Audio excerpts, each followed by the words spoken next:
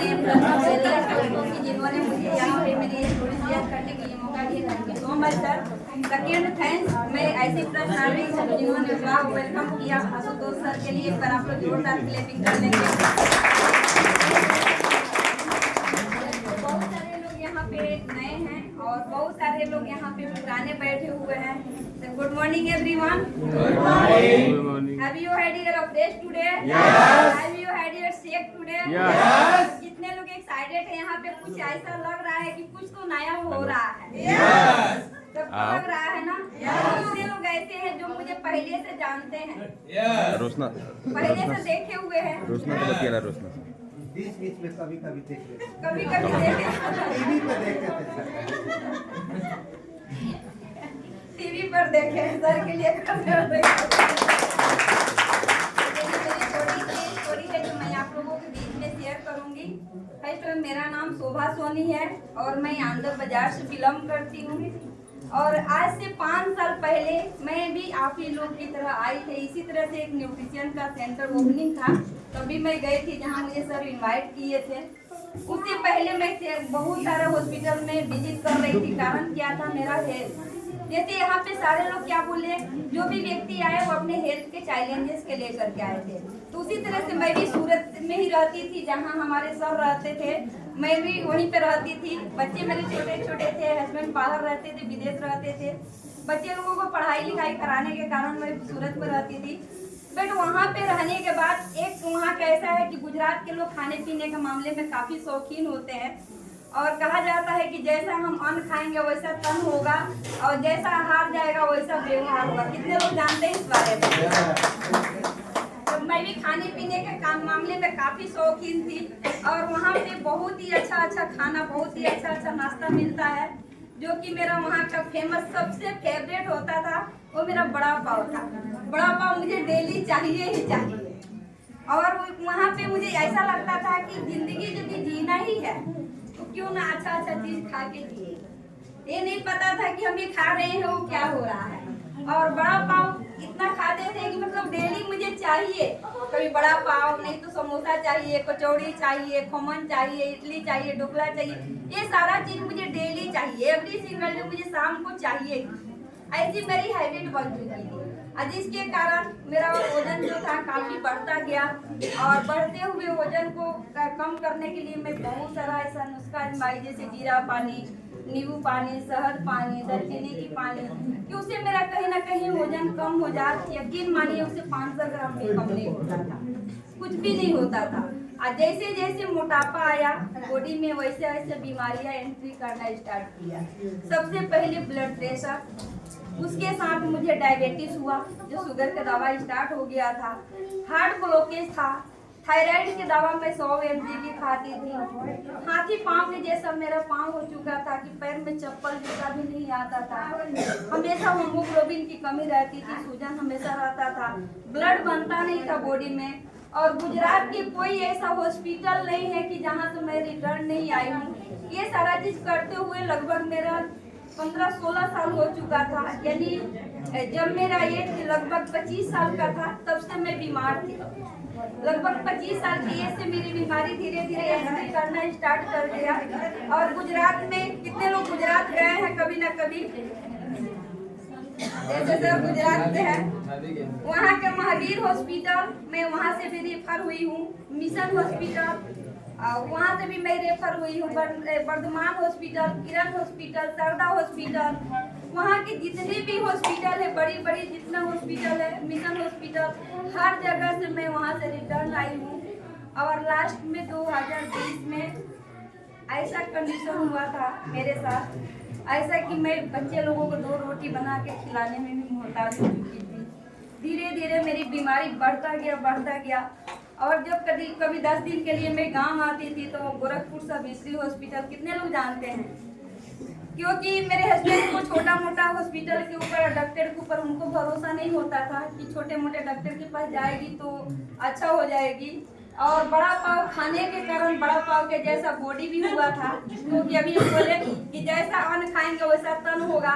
तो बड़ा पाव खा करके बड़ा पाव के जैसा बॉडी बनाई थी और मुझे लगता था कि मैं तो बहुत अच्छी हूँ। बहुत फिट हूँ। बट ये सारा चीज होता गया और हॉस्पिटल से मुझे लास्ट में क्या मिला, जब 15-16 साल से मैं दवा खा रही थी तो गिफ्ट में बहुत कुछ मिलता है। कितने लोगों के गिफ्ट मिलता है हॉस्पिटल में?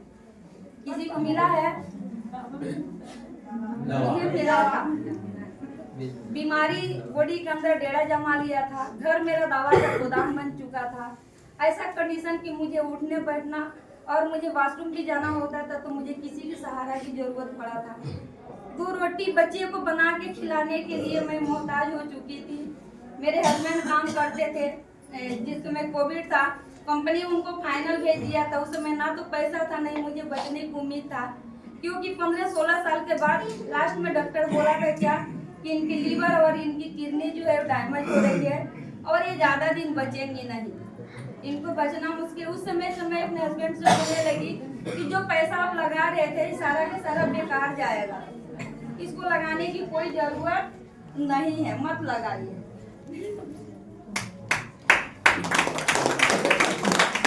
मैं वो दिन याद भी नहीं करना चाहती हूँ कि मत लगाइए। उसी समय कंपनी उनको फाइनल भेजा, सूरत में आकर के प्राइवेट जॉब करते थे, घर का भी काम करते थे, बाहर पैसे भी कमा के लाते थे। मैं बोली कि जब डॉक्टर बोल ही दिया है कि ज़्यादा दिन नहीं बचेंगी इनकी किडनी, और समझिए कि जब लीवर और किडनी दोनों ही खत्म हो जाएगा तो इंसान तो बचेगा नहीं, फिर पैसा क्यों लगा रहे हैं, मुझे छोड़ दीजिए। लेकिन शायद मेरे माँ बाप ने कुछ तो अच्छा कर्म किया था। जैसे आप लोग यहाँ पे बैठे हैं, आपको भी किसी न किसी ने यहाँ पे इनवाइट किया होगा, इसीलिए आप यहाँ पे बैठे हैं। कहा जाता है कि इस धरती पे भगवान या खुदा चल के आएंगे नहीं, बट वो कोई ना कोई आपको रास्ता जरूर दिखाएंगे यदि आपका अच्छा कर्म होगा तो। कहा जाता है आज मैं बहुत अपने आप को खुश मानती हूँ, क्योंकि वो जो बीमारी मेरे लिए आया था ना, मेरे लिए वो एक वरदान बन के आया था। मेरे लिए एक वरदान मिला, अगर नहीं आया होता तो शायद ये मुझे हर्बल लाइफ नहीं मिला होता, नहीं मिला होता। तो जो होता है अच्छे के लिए ही होता है। उसी बीच मुझे किसी ने बताया, जैसे कि मैं क्या बात करूं, भाई बैकग्राउंड में सिंपल सी हाउसवाइफ थी, और हाउसवाइफ का काम ही होता है कि सबसे पहले बच्चे संभालना, फैमिली संभालना, खुद के सेहत के ऊपर केयर नहीं करना। कितने लोग ऐसे करते हैं? हर लेडीजों की एक कमजोरी है, बच्चे को, फैमिली को, सबको ध्यान देते हुए अपने सेहत पे खुद ही ध्यान नहीं रहता है। सेम कंडीशन मेरा था, लेकिन ये सारा चीज करने के बाद भी मैं एक्स्ट्रा काम करती थी। एक्स्ट्रा काम मतलब सिलाई का काम करती थी सूरत में। और वहाँ पे जब हम बीमार रहते थे तो वहाँ एक सर थे जिनका नाम जहांगीर आलम सर था, और थैंक यू सर, वो जहाँ भी है उनको मतलब ऊपर वाले अच्छा से रखे, क्योंकि उन्होंने मुझे बताए कि सर का एड्रेस बताया कि मैडम आप इतना परेशान रहती हैं, मैं एक जगह पे बता रहा हूँ, वहाँ पे आप जाइए, जाके दिखाइए। और उनके जरिए मैं पहुंची अपने स्पॉन्सर के पास, और जैसे इस धरती को, फ्यूल को, जैसे मशीन के बारे में आप लोगों ने बताया, मेरा और ज्यादा दिमाग चलता था, क्योंकि मेरा दिमाग जो था ना, सबसे ज्यादा दिमाग चर्बी जो था ना दिमाग में भरा हुआ था। मेरा सर के साथ इतना सवाल जवाब हुआ था कि सब नहीं अच्छा होगा, क्योंकि आज से 5 साल पहले 12 अक्टूबर 2020 में मेरा फर्स्ट गिलास ऑफ डेज का उठा हुआ था। 12 अक्टूबर 2020 और 13 अक्टूबर को मेरा शिफ्ट स्टार्ट हुआ था ज्वाइनिंग के साथ। आज जैसे यहाँ पे हुटिंग और क्लैपिंग हो रहा है, मैं सेकेंड दिन जब गई सर के पास तो वहाँ पे सर बोले ना कि देखिए मैडम आ रही हैं, इनके लिए आप लोग एक बार क्लैपिंग कर लेंगे। और जब क्लैपिंग लोग करते तो मैं कान में उंगली डाली और मुझे लगा कि कौन सा पागल खाना में मैं आ चुकी हूँ। ऐसा हॉस्पिटल तो मैं कभी देखी ही नहीं थी। कितने लोग ऐसे हॉस्पिटल देखे हैं? कभी ना कभी नहीं देखे हैं। तो मुझे भी लगा कि कोई पागल खाना तो नहीं है, बिलीव नहीं था। सर से मैं बोली कि सर महीने का 6,000 रुपया लग रहा है, इतना महंगा, नहीं ठीक होगा तो क्या होगा, क्योंकि मैं बहुत सारा जूस पी के बैठी हुई हूँ। पालक का जूस पीती थी ब्लड बनने के लिए, अनार का जूस, चुकंदर का जूस, हर जूस पीती थी। 2 नारियल पानी मुझे डेली चाहिए, 2 डाब। कच्चा पालक का साग का जूस मैं पीती थी, जिससे कि होमोग्लोबिन बने, क्योंकि आयरन उसमें सबसे ज्यादा होता है, डॉक्टर बताया था मुझे। बट कहीं मुझे कोई रिजल्ट नहीं मिलता था, इसलिए मुझे भरोसा नहीं था इसके ऊपर। तो सर से मैं बोली कि सर 6,000 रुपया महीने का उस समय लगता था, कि सर मैं तो दूंगी, लेकिन नहीं ठीक होगा तो क्या होगा।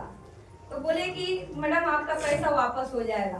हम बोले कि कोई बात नहीं, तो इतना आप समझ लीजिएगा। ऐसे लेडीज को आप बोल रहे हैं कि मैं छोड़ने वाली भी नहीं हूँ, मुझे तो लेके ही छोड़ूंगी। और उसी सोच के साथ मैंने स्टार्ट की कि चलो नहीं अच्छा होगा तो मुझे पैसा तो वापस मिलने वाला है।